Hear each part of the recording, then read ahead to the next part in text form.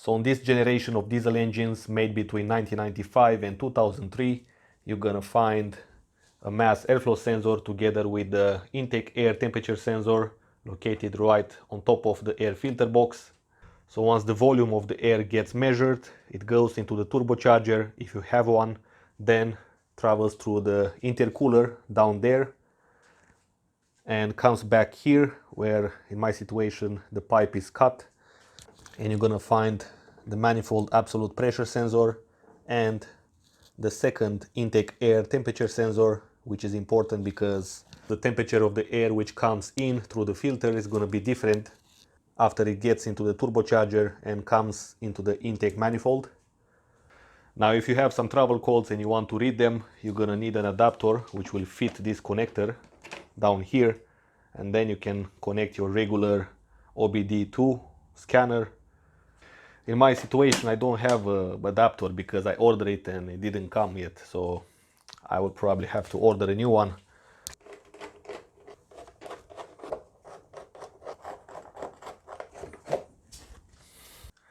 Next, with a T15, let's remove the bolts from the mass airflow sensor.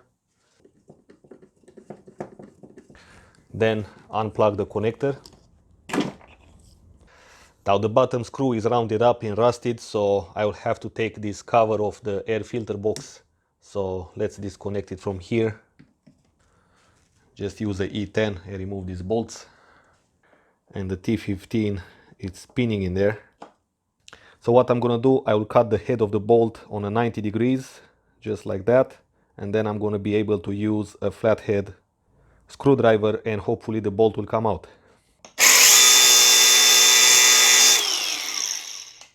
And let's see, the moment of truth. Here it comes. Nice and easy.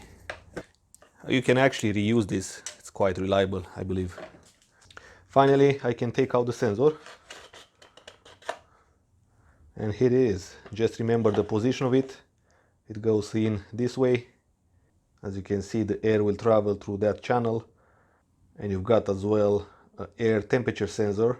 It's kind of hard to see on camera, but it's right there, that white spot.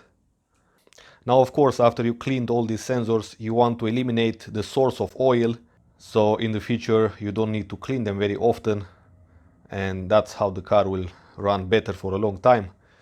So go ahead and find out what's the source of the oil leak. Most of the time it's going to be the oil separator or the turbocharger. Yeah, clean very well everything. Don't clean just one sensor. If you have, for example, a trouble code for the mass airflow sensor, you have to do the complete job. Use a special mass airflow sensor cleaner. This is going to dry and will not leave any particles on the sensor itself.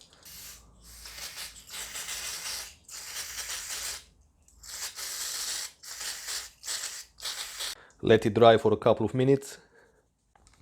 Meanwhile, let's go ahead and see the intake air temperature sensor.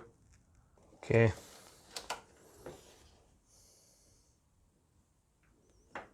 As you can see, the sensor is full with gunk and oil. This is not something you want to see on a sensor.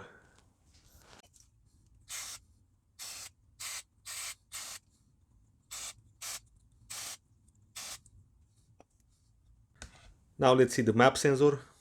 Use a screwdriver in cross. Now I can already see a problem on this MAP sensor, is that once I connect it and make it flat with the surface, the sensor doesn't seal properly, and that can cause an air leak. And actually the most common air leaks are around the sensors, like these two ones. You can see that O-ring is completely compromised and it doesn't seal. And that's how the MAP sensor will read wrong information. Clean it up. Now let's see which O-ring fits the best here.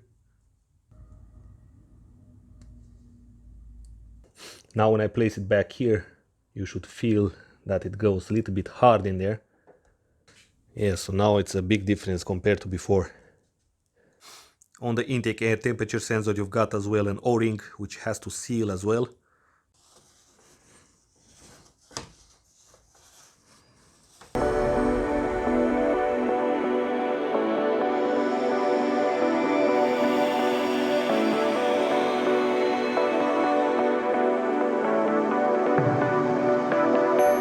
Okay guys, thanks for watching. If you have any questions, let me know. And if you want to see how to test these parts, I've done that a lot of times on other cars.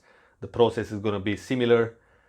For example, on the C-Class, I showed you how to test all these sensors just with a voltmeter. So I'm not going to repeat the same things here. Check out the other videos, stay tuned, and I will see you soon.